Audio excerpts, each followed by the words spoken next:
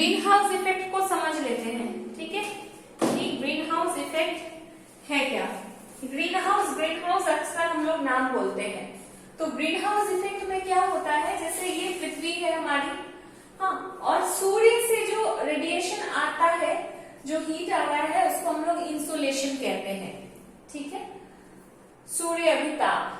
तो सूर्य से जो विकिरण होके आ रहा है और पृथ्वी उसको लेती है, और लेने के बाद पृथ्वी गर्म होती है और रात के समय पृथ्वी उसको क्या करती है, रेडिएट बैक करती है, वापस भेजती है।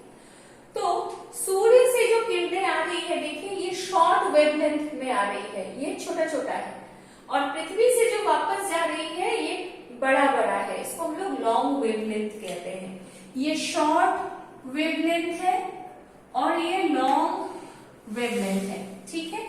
अब होता क्या है, हमारा जो एटमॉस्फेयर है, ठीक है, ये क्या है, हवा का एक एनवलप है, एक लिफाफा है, जो पृथ्वी को घेरे हुए रहती है और पृथ्वी को बहुत सारे जो है चीजों से बचाती है, जो हम लोग इसके पहले ही वीडियो में डिस्कस किए थे कि अल्ट्रावायलेट रेज, पराबैंगनी किरणें, इंफ्रारेड रेज, बहुत कुछ से बचाती है, ठीक है।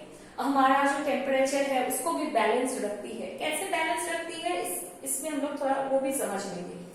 तो होता क्या है, अब ये जो हमारा एटमॉस्फेयर यहाँ पर है, ये सूर्य से आने वाला जो इनकमिंग सोलर रेडिएशन है, जिसको इंसोलेशन कहते हैं, उसको तो अलाउ कर दिया।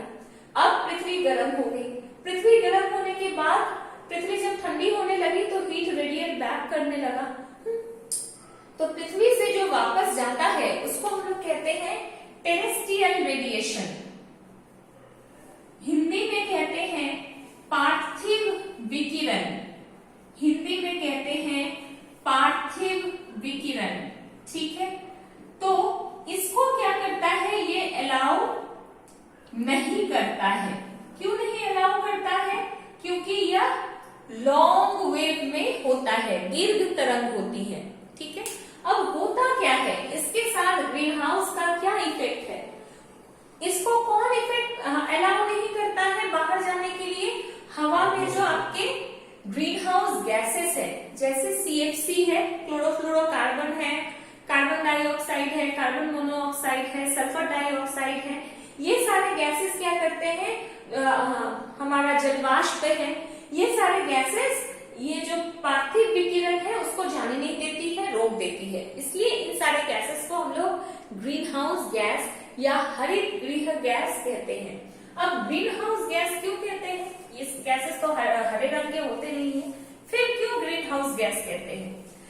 ऐसा होता है कि ठंडे प्रदेशों में तो तापमान बहुत कम रहता है, तो वहां पे बीजों के अंकुरण के लिए, अंकुरण माने जर्मिनेशन, बीजों के अंकुरण के लिए एक टेम्परेचर चाहिए, ठीक है। जैसे आप देखोगे ठंडी के दिन में ना, जैसे मान लीजिए आप धनिया छींट दिए हैं धनिया पत्ता होने के लिए, ठीक है, तो बहुत ज्यादा ठंडा होता है तो उसको टाइम लगता है बीज से पौधा को निकलने में, क्योंकि उसको एक निश्चित टेम्परेचर चाहिए। तो जहां पर बहुत ठंडा होता है वहां पे जर्मिनेशन नहीं हो पाता है ठंड के कारण। तब क्या किया जाता है, कांच के घर बनाए जाते हैं जहां पे जर्मिनेशन किया जाता है, ठीक है। तो कांच के घरों में क्या होता है, दिन के समय तो धूप आ गई, ठीक है, रात के समय क्या होता है, उस ताप को बाहर जाने कांच नहीं देता है। अक्सर देखोगे अगर तुम किसी घर में, ऐसा मानो कि गाड़ी में बैठ रहे हो, एक टैक्सी खड़ी है धूप में, तुमने टैक्सी को बुलाया, टैक्सी धूप में खड़ी है, तुम आए और उसमें बैठे, पहला काम क्या करते हो, गाड़ी का शीशा नीचे करते हो। क्यों, क्योंकि शीशा क्या करता है, धूप तो बहुत ले लिया है, लेकिन कांच क्या करता है, उसको बाहर जाने नहीं देता है, अंदर का टेम्परेचर बहुत बढ़ा हुआ रहता है। कहीं भी आप किसी ऐसे जगह पर पहुंचते हैं जहां मान लीजिए खिड़कियां कांच की होती है और आप शाम के समय पहुंचे हैं, तो तुरंत आप जाके पहले खिड़की खोलते हैं, क्योंकि आपको बहुत गर्मी लगती है। क्यों इतनी गर्मी लगती है, क्योंकि वो कांच से तो धूप अंदर आया है लेकिन बाहर नहीं जा पा रहा है। क्यों नहीं जा पा रहा है, क्योंकि कांच जो धूप बाहर जाएगा वो किस फॉर्म में जाएगा, लॉन्ग वेव के रूप में जाएगा, और कांच क्या करेगी, उसको रोकेगा, नहीं जाने देगा और अंदर के तापमान को बढ़ा देगा। तो कांच के घरों में क्या होता है, अंदर का तापमान घर के इनसाइड का तापमान बढ़ा हुआ रहता है और के चलते क्या होता है, बीजों का अंकुरण होता है, जर्मिनेशन होता है, पौधे वहां पे उगते हैं। और जब वो पौधे थोड़े बड़े बड़े हो जाते हैं, माने जब वो टेम्परेचर को झेल सकते हैं, तब उनको बाहर लाया जाता है। इसीलिए नाम दिया गया है ग्रीन हाउस, कि वहां पे पौधों का जर्मिनेशन होता है। और ठीक यही काम जो है हमारे एटमॉस्फेयर में मौजूद वो गैसेस करते हैं, जैसे CFCs हैं, कार्बन डाइऑक्साइड, कार्बन मोनोऑक्साइड, ये सारे गैसेस, मीथेन, ईथेन, ये सारे गैसेस वही काम करते हैं। इसलिए इन गैसों को भी हम लोग क्या कहते हैं, ग्रीन हाउस गैसेस कहते हैं। ठीक है, तो ये समझ में आया कि ग्रीन हाउस इफेक्ट किसको कहते हैं। अब ग्रीन हाउस इफेक्ट जो है, इसका ग्लोबल वार्मिंग और ओजोन डिप्लीशन, इससे बहुत ज्यादा रिलेशन है। ठीक है, तो ग्रीन हाउस गैसेस क्या करते हैं, एज अ होल पृथ्वी का तापमान बहुत अधिक बढ़ाते हैं। ठीक है, और उस तापमान बढ़ने से क्या होता है आप लोगों को मालूम है, जब पृथ्वी का तापमान एज अ होल बढ़ता है, उसको हम लोग ग्लोबल वार्मिंग कहते हैं, वैश्विक उष्मीकरण।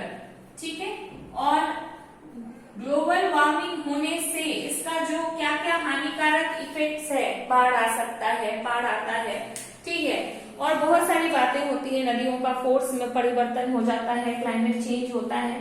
तो ये सब हम लोग पढ़ चुके हैं, हम लोग जानते भी हैं।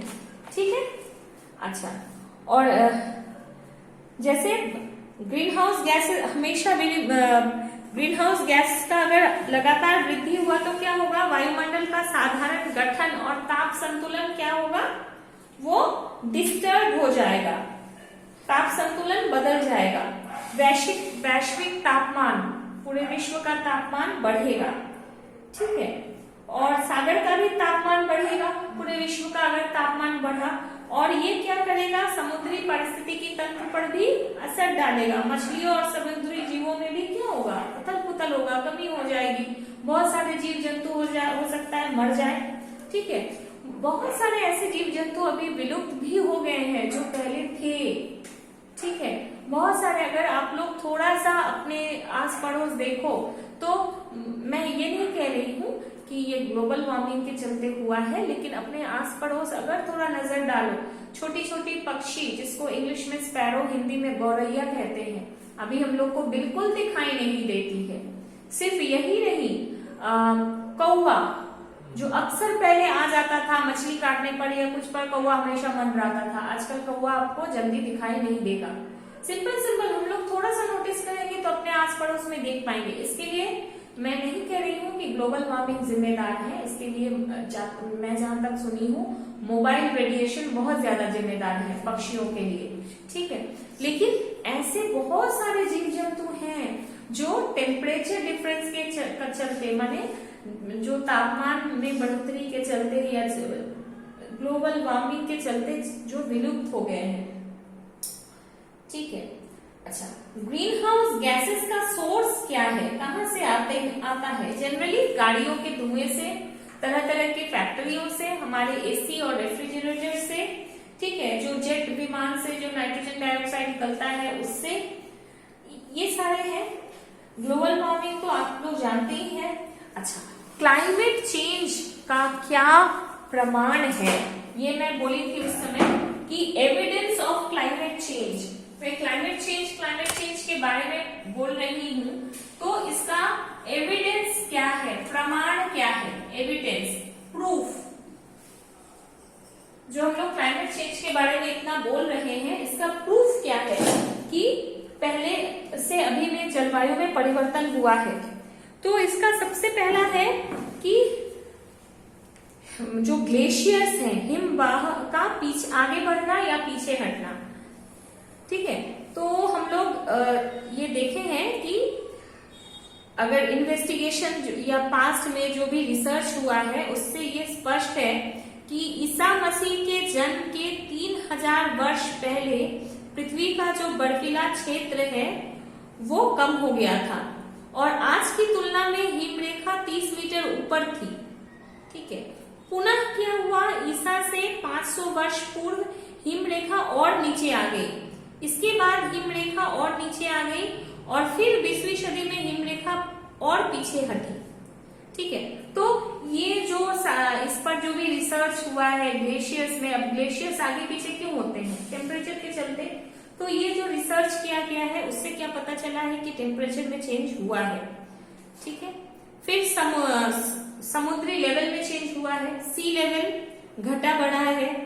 हाँ, तो सी लेवल को अगर स्टडी करते हैं तो पिछले कुछ सालों में जो है सी लेवल 10 से 20 सेंटीमीटर ऊपर हुआ है, बढ़ा है, जल स्तर बढ़ा है समुद्र का। तो जल स्तर बढ़ा है, इस बात का प्रूफ है कि कहीं से हिमनद या ग्लेशियर्स पिघल रहे हैं। ठीक है। फिर जीवाश्म का विश्लेषण, एनालिसिस ऑफ फॉसिल्स। ऐसे बहुत सारे जीवाश्म हमें उस क्षेत्र की जलवायु के बारे में जानकारी देते हैं। ठीक है। प्लैंक्टन्स कहाँ मिलते हैं? शीतोष्ण जलवायु में समुद्र में मिलते हैं प्लैंक्टन्स। ठीक है। तो जिन क्षेत्रों में प्लैंक्टन्स के जीवाश्म पाए जाते हैं वो क्षेत्र कहाँ थे? शीतोष्ण जलवायु में थे। लेकिन अगर वैसा ही प्लैंक्टन्स का जो जीवाश्म है हमको उन जगहों पर मिल रहा है, मान लीजिए कि अभी जहां पर गर्मी है वहां पर हमको प्लैंक्टन्स का फॉसिल्स मिल रहा है, इसका मतलब वहां पर पहले शीतोष्ण जलवायु था। ठीक है। तो इन सब से हम लोग को क्या पता चलता है कि क्लाइमेट चेंज हुआ है। ठीक है। तो ये जो टॉपिक है आपका क्लाइमेट वाला, क्लाइमेट और क्लाइमेट चेंज वाला, तो ये वाला टॉपिक यहाँ पे कंप्लीट हुआ। फिर हम लोग नेक्स्ट टॉपिक क्या पढ़ेंगे? बायोडाइवर्सिटी।